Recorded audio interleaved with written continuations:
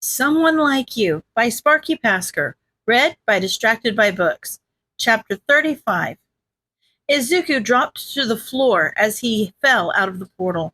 The sudden change in weight caused Dabi to release Izuku's neck. He dashed to a door, praying it was an exit. If it led deeper into the League of Villains compound, he was more dead than he was previously. Was it possible to be super dead? Because that is probably what would happen. A tap on his shoulder prevented his escape. Being inside the marble was an experience he never wanted to repeat. He fought to keep the nausea down once he popped back out. He felt lethargic and lightheaded from the sudden change in pressure. The cold metal clicking onto his hands and wrists and the hard feel of a chair beneath him helped to clear his head. Now, let's see who we have here. An annoyed grunt accompanied the words of Shigaraki as Izuku's head was shoved into the back of the chair. Izuku could only watch as Shigaraki's hand drew closer to him until it finally rested upon the mask covering his face. Within just a couple of seconds, the mask had disintegrated. Izuku closed his eyes to stop the metal dust from scratching his cornea. He also didn't want to see Shigaraki's face once he realized just who he had captured. Would Shigaraki have a smug look on his face, or would he be disgusted by the fact that his plans had been thwarted by someone like him? The hand gripping his hood and a few strands of his hair suddenly vanished. Izuku shook his head to dislodge the remaining dust off his face. If he wanted to be able to get out alive, he needed to be able to use all of his senses. Consequently, with his mask no longer holding the hood up, Izuku's hood fell off his head and pooled around his neck, revealing his nest of green curls. Silence followed. A deranged laugh caused Izuku's eyes to shoot open. He looked at Shigaraki precariously sitting on a stool in front of Izuku's captive state. I can't believe it! I never thought the analyst would come to me! He continued to laugh. Good job, Dabi! This more than makes up for you failing to capture the explosive brat. Shigaraki smiled wide, all his teeth showing. What? Dabi spat. Do you have any idea who this is? I would bet almost anything this is that absent bastard who keeps messing with your recruitment. Oh, I know. He exactly matches the reports we got from the noobs and cannon fodder we broke out of prison. And that is exactly what makes this so great. The analyst was helping us. Anyone who he arrested clearly didn't meet the qualifications needed to join the League. Izuku didn't know how, but Shigaraki seemed to smile ever wider. He knows exactly what we need and chooses only the best. Obviously, none of them made the cut. Kurogiri! Shigaraki snapped his fingers. Make sure none of them bother us again. With a bow, Kurogiri used a portal to leave his position behind what looked to be a bar. Sparkling glasses and bottles of alcohol decorated the wall behind where Kurogiri once stood. That would also explain the low level of lighting that was making it hard to distinguish exactly who was in the room with him. Izuku really hoped Kurogiri wasn't about to do what he thought he was going to do. He really hoped Kurogiri was just going to put the villains back into whatever jail the League broke them out of. But he knew he was being too optimistic. Were the deaths of all those villains Izuku's fault? His heart felt like it was being crushed. If he hadn't arrested them in the first place, they wouldn't be on death row right now. But if he hadn't arrested them, they may have harmed or killed others. Was there no right course of action? Was he always fated to be a failure? This brat messed with your plans. You're crazy if you think that was actually him helping you. What exactly do you think you're going to accomplish by keeping him alive? Why don't you kill him? Dobby yelled. Because he is the key to defeating All Might. His analysis quirk is strong enough to be able to pick apart All Might's quirk piece by piece. With him by our side, nothing will stand in our way to take down the heroes. And haven't you noticed? He's already doing some of our work for us.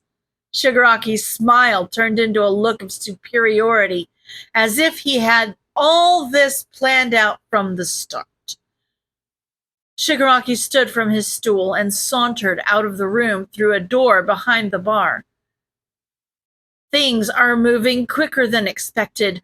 I need to reorganize the quest list. Don't bother me. A burning heat from his side snapped Izuku out of his thoughts. Izuku would not have been surprised if Shigaraki burst into flames by how intensely Dobby was glaring at him. Dobby clenched his fists and walked toward the door Izuku had attempted to escape from. He opened it, walked out, then slammed it behind him, all while cursing out Izuku and Shigaraki. Mr. Compress followed Dobby with a sigh, saying how he would stop him from getting caught killing too many people. No stabbing, Shigaraki said, re-entering the bar area. He said it towards Toga Himiko, almost as an afterthought, as if he had only just decided that having holes in him would cause Izuku not to work appropriately. Toga was standing behind Izuku's chair, so he couldn't see her, but he could hear the frown in her voice when she mumbled, "Okay," followed by the sound of a knife re-entering its sheath. The next second, Izuku witnessed Toga humming while she skipped to the door. She shouted a quick, "I'm going to go find people to stab," while leaving through the same door Dobby had stormed out of. Izuku had almost wished she would have slammed it as well. Maybe if he pissed off enough of them, they would slam the door enough for it to fall off its hinges. Twice, and a lizard with a giant sword who was wearing some Stain cosplay following behind. Izuku looked around the space he could see, assuming he was alone. That was until someone came and sat on the stool Shigaraki had vacated. Big Sis Magna twirled in the stool, looking towards a television nestled at the end of the bar, then swiveled back around. "Izuku," Big Sis Magna whispered harshly. "What the hell are you doing here?" she questioned. "You are supposed to be safe at home. That is the entire reason I have that building in the first place. It's for young people who don't have the support they need to have someplace safe." If it's supposed to be someplace safe, then why are you here rather than there making sure it's safe for your tenants? It's because keeping a building of that size requires a lot of expenses and upkeep. I can't find a job anywhere because of people's prejudices, and they are actually paying us to be here. And when I signed up, I explicitly stated I would not kill any kids, and they accepted my condition. So I came here for the money. "Well, that's understandable," Izuku said with a nod. And it was. If Big Sis Magna's goal was to create a safe area for youngsters with no support, that would take a lot of money. And assuming All for One was actually behind the league, he definitely had enough money to pay people for their time. "Look, I will try to get you out of here," she said, looking at the television set again. It looked like it was turned off, but did it actually have a recording function? It looked to be too old to have one, but maybe it was added on later? But truthfully, I don't know if that's possible. At the moment, it doesn't seem like Shigaraki wants you dead. So try to lay low. Don't give anyone here a reason to kill you. Shoto stood in front of Aizawa and Netsu. He had barged into Netsu's office while they were talking and had simply said, "You need to save him." Shoto was certain he was going to get detention for barging into the principal's office, and his father would be furious. But his honor was far more important than his image. Netsu looked at him curiously. "Who do we need to save, Todoroki? None of our students are missing, so I'm not sure to whom you are referring." Shoto looked at them. He may seem to be emotionless, but both adults could see the frustration in his eyes. "Absent saved both Ida and myself when we encountered Stain. He is the only reason we survived with so little damage. Without him, we would have either died or been permanently maimed. Not to mention, he also saved multiple students during the attack at the training camp. The school owes him. It's only right that UA sends some staff to rescue him. And if you don't," Shoto breathed in deeply, "then I will."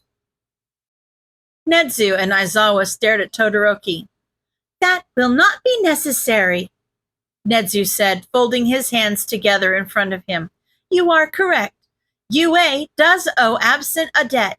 But even if we didn't, what kind of heroes would we be to leave one of our own to suffer at the hands of villains?"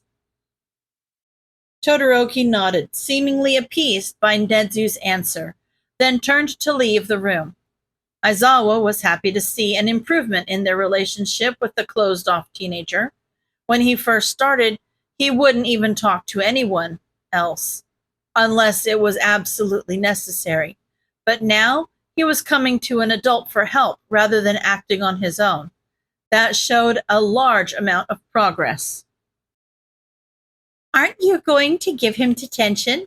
Netsu asked. "You know I'm not. If I were to punish him for coming to me, that would break any trust I had gained with him. Not to mention, there were extenuating circumstances involved," Aizawa responded. Netsu nodded, then pushed a button on his desk, automatically opening the door to his office and exposing Yagi waiting in the hall. "Are you going to come in?" Netsu asked.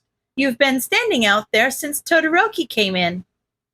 "Ah, yes," Yagi said as he lumbered through the door, hunched over in his normal body posture, an attempt to define more of a difference between All Might and Yagi Toshinori. "Why would young Todoroki think we wouldn't save another hero, especially one taken by All for One?" Yagi asked. "Probably because he is not employed by UA.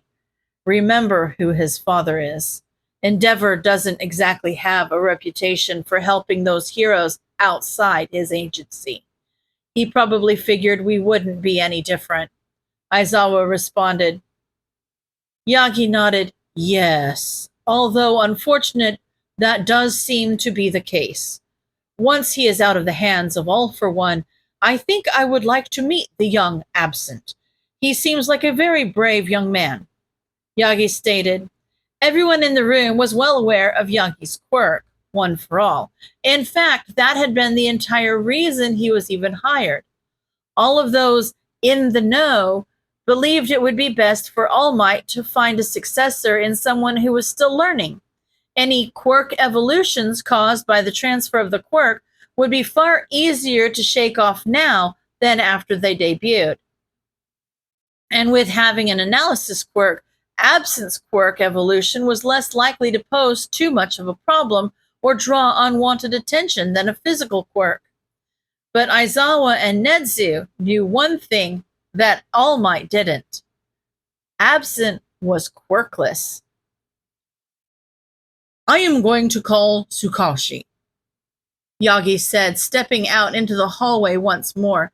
The phone rang only twice before Tsukashi answered.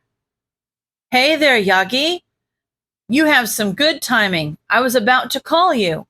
We have a plan in place for the raid on the League of Villains hideout. All you will need to do is show up to fight All for One." "Oh, you already have a plan. I'm sorry if this sounds presumptuous, but don't you think I should have been involved? All for One is the mastermind, after all.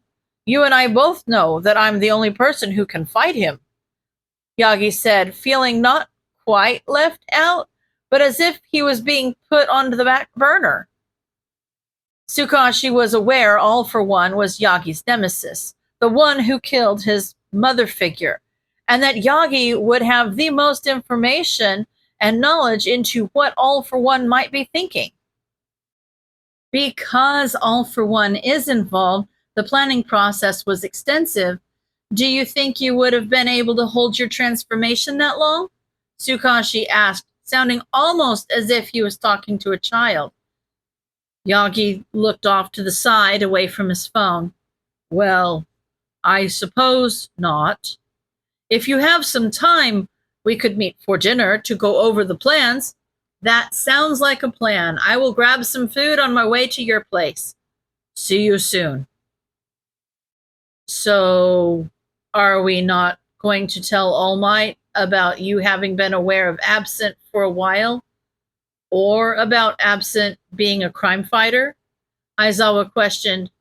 I think it would be better if All Might was left in the dark about those things, Netsu answered. Care to explain why? Right now, All Might is under the impression that Absent is a hero that graduated from a small local high school. It's not unheard of for someone to fail UA's entrance exam only to move on to become a shining hero from another, less popular school. I'm afraid that had All Might learned of Absent earlier and had been able to do more research, he would find out that Absent is in fact quirkless. But All Might was quirkless before he received his quirk from his predecessor, Aizawa pointed out. Once he learned about All Might's quirk, it was natural for him to wonder about what All Might was like before the quirk. Exactly. Because All Might was quirkless before he received One for All, he has some unresolved problems with being quirkless.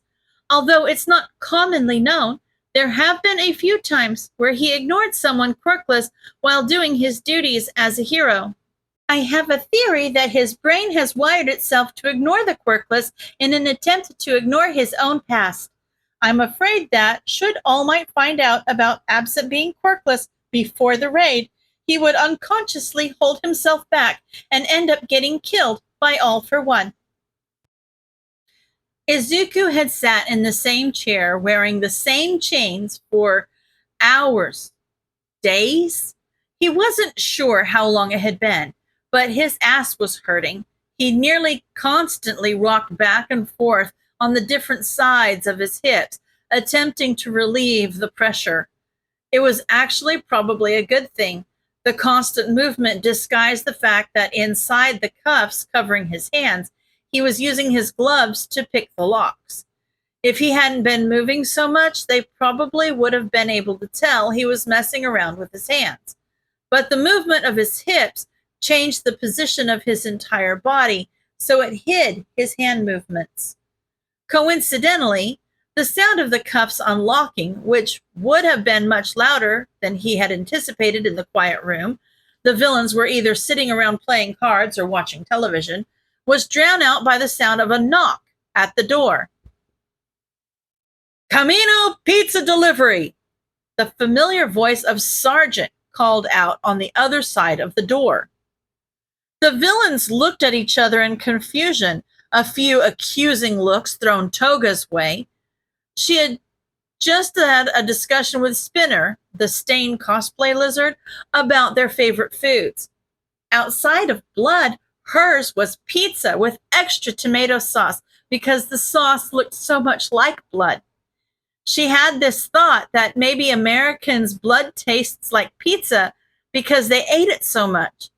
Izuku certainly wasn't going to tell her that wasn't how that worked.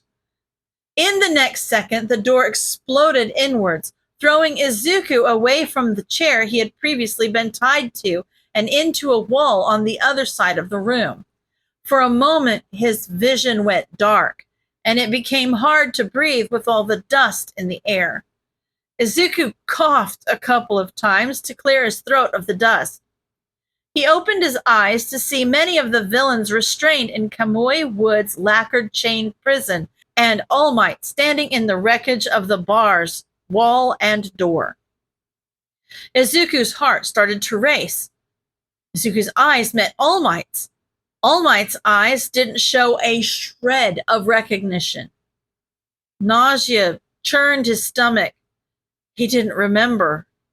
Izuku fought it as long as he could, but he must have hit his head when he was blown away because he was going to vomit. He brought himself up onto his hands and knees and couldn't stop the black sludge from being expelled from his throat. His stomach spasmed violently again and again. The sludge formed a puddle underneath him. Then he started to sink. The sludge crawled its way up Izuku's arms and dragged him into the floor. Izuku struggled to stand on his feet. All Might saw Izuku disappearing and ran to grab him, but his fists grabbed nothing but air. End of chapter. Chapter 36. When Izuku surfaced from the muck, he found himself at ground zero. A tall man wearing a canister-like mask towered over collapsed heroes and the police that were surrounding the destroyed building. Looking around, Izuku saw the rest of the League of Villains emerge from their own pools of sludge. Shortly after their emergence, All Might dramatically landed in the wreckage. "All for one," All Might's statement cut through the air. He was all for one? Izuku isn't sure what he had expected. Maybe someone who looked older? Someone as old as Quirk should be bent over, their spine unable to hold itself up straight, but that's not what this man looked like. Although Izuku couldn't see All for One's face, he could see his hands. The skin was firm and wrinkle-free. He could only imagine that whatever was under the mask probably matched the look of someone in his 40s at the most. "All Might!" All for One shouted joyfully. "How good to see you! You know, I don't think we've seen each other since you gave me this helmet." "That fight should have killed you," All Might responded. That struck Izuku to his core. He grew up idolizing All Might, and even if Izuku didn't look up to him as much as he had when he was a child, it was still a shock to hear him talk about killing someone. He was the one hero who never had a confirmed villain death. It was part of the reason why All Might was considered the epitome of heroism, saving civilians without killing villains, the perfect hero. But no one is actually perfect, are they? Everyone has skeletons in their closet. The only difference is if those skeletons are from baby birds who fell out of their nests or a mutilated human. "It really should have, but I have a wonderful doctor. He fixed up my organs and fitted me with this portable life support device." All for One pointed at his helmet. "Tell me," All for One tilted his head to the side, "how are you holding up?" A chill wound its way down Izuku's spine. All Might's visage turned dark. At that moment, to Izuku, All Might looked like a villain. His eyes were shadowed by a look of murderous intent towards All for One. Izuku heard a shout come from a short, elderly man in a hero costume with a cape. He seemed to be warning All Might of something, but it was too far away for Izuku to hear exactly what he said. And besides, All Might seemed to ignore him anyway. All Might and All for One clashed in a flurry of destructive power. The wind and pressure coming off their attacks pushed back the villains. Izuku knelt down close to the ground and tightly gripped a piece of rebar sticking out of a broken piece of road. Izuku analyzed as they traded blow after blow. His eyelid began to twitch. He was getting distracted. All for One couldn't seem to keep his mouth shut. Izuku never had this problem when he analyzed while fighting other villains, but one thing he had noticed while fighting on the streets was that the stronger the villain thought of themselves, the more they talked. Sometimes the villains were delusional about their own strength, but Izuku could clearly see that was not the case with All for One. He was strong enough to fight toe-to-toe with All Might and pause for monologues between large attacks. Wait, why was he pausing? He knew about All Might's injury. He implied so himself. He had to know that the best strategy would be to keep attacking for long periods of time in order to aggravate All Might's injury. Maybe he couldn't. A loose piece of concrete whizzed by, slicing through the flesh below Izuku's right eye. Blood trickled slowly down his cheek. All for One had told All Might that he was on life support. Should Izuku trust that that information was accurate? He could have just been taunting All Might by implying he could defeat All Might even while on the verge of death. That would deal a massive blow to All Might's psyche whenever All for One landed a clean hit. It would make All Might question his own strength. It's definitely the type of psychological warfare All for One would use. But what if it was the truth? What if the reason he paused after each large attack was simply because he was truly on life support and didn't physically have the strength to continuously attack? Well, there was really only one way to find out, but Izuku couldn't just attack All for One. He was bound to notice the curly-haired teenager before Izuku got anywhere near him. Not to mention, Izuku would be at a much higher risk of either hitting or being hit by All Might in the process. Of course, Izuku might be thinking about it too deeply. He had overheard a conversation between All for One and Shigaraki while they were still at the base. Despite having quirks that could buffer sound, buildings in the low-income districts were still made with low-quality materials, so the doors and walls were thin. All for One didn't actually believe Izuku was much of a threat on his own. He told Shigaraki it would be easy enough to steal Izuku's quirk if Izuku refused to cooperate. So maybe All for One wouldn't do anything if Izuku got closer. Well, he guessed in the end it didn't really matter. He needed a distraction. Explosions blasted through the small moment of silence between the attacks. Villains and heroes alike looked to the sky. A sturdy-looking wagon carried the red-headed teenager from the mall, hands reaching down towards Izuku. To Izuku's immense surprise, Bakugo was seated towards the back of the wagon using his quirk like a rocket's engine. Izuku didn't hesitate.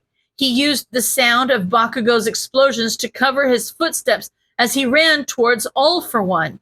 During the time he was laid up, Izuku had Hatsume do a couple of adjustments to his equipment. He had plenty of time to imagine many worst-case scenarios, after all. One such scenario was, what would Izuku do if he lost his weapons and was unable to use the magnetic force to call it back to him? Answer: he would have to have another option for incapacitating his opponents, like also having his gloves electrified. Izuku grabbed a loose pipe sticking up out of the rubble. All for One probably had a quirk that made him impervious to electricity. It's what Izuku would do. But that doesn't mean his medical equipment was. Izuku jumped into the air behind All for One and brought the pipe down on top of his head. With a squeeze of his fingers, the electricity in his gloves activated and shot down the metal pipe. The mask covering All for One's head crackled and smoked as it began to short circuit. All for One's hands shot to his head. He screamed in anger. Izuku immediately backed off. He hoped that did the trick. He wasn't going to get a second chance. All for One's hands roamed around his head frantically, assessing the damage. Izuku watched as All for One's hubris became his downfall. His hands began to move quicker around the helmet as it started to fail. Then his hands knocked loose the tube supplying his oxygen. Within just a couple minutes, All for One fell to his knees. Then he stopped screaming. Then he finally fell to the ground. All Might stood stock still while this was happening, eyes wide. It was as if he couldn't believe a villain was defeated by anyone other than him. Which, to be fair, was probably the case.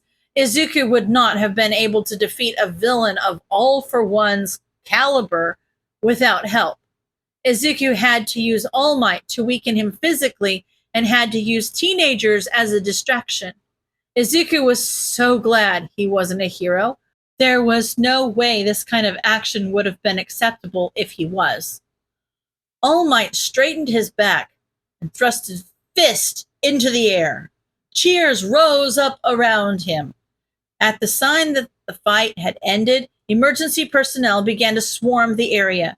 Firefighters searched the area for trapped civilians. Paramedics began to treat injuries, and police rounded up the released Nomus and All for One. As Izuku looked at his surroundings, he discovered he wasn't the only one to use Bakugo's distraction. Shigaraki and the rest of his group were gone. Izuku couldn't believe he had been so distracted he had allowed them to get away. He should have allowed All Might to handle All for One and taken care of Shigaraki and the rest. And now that Big Sis Magna knew who he was probably going to have to find a new place to live. She had said she would try to help him escape, but she was obviously more concerned about keeping her place in the League of Villains, which was fair. She told him she needed the money to keep her buildings maintained. The safety of all the people she could help was more important than Izuku alone. He wasn't going to hold that against her, but he couldn't take the chance of her bringing the League of Villains to his doorstep. Paramedics came to his side, but Izuku pushed them away. There were other people far more injured than he was. Men wearing black suits walked up to Izuku after the paramedics left. One of them grabbed Izuku by the shoulder, swung him around, then kicked the back of his knees. Izuku fell to the ground. Hands grabbed him by each arm and wrenched them behind his back. Cold metal was slapped around his wrists. Midoriya Izuku, you are under arrest by order of the Hero Public Safety Commission for illegal quirk usage and obtaining a crime fighter's license under false pretenses. End of chapter.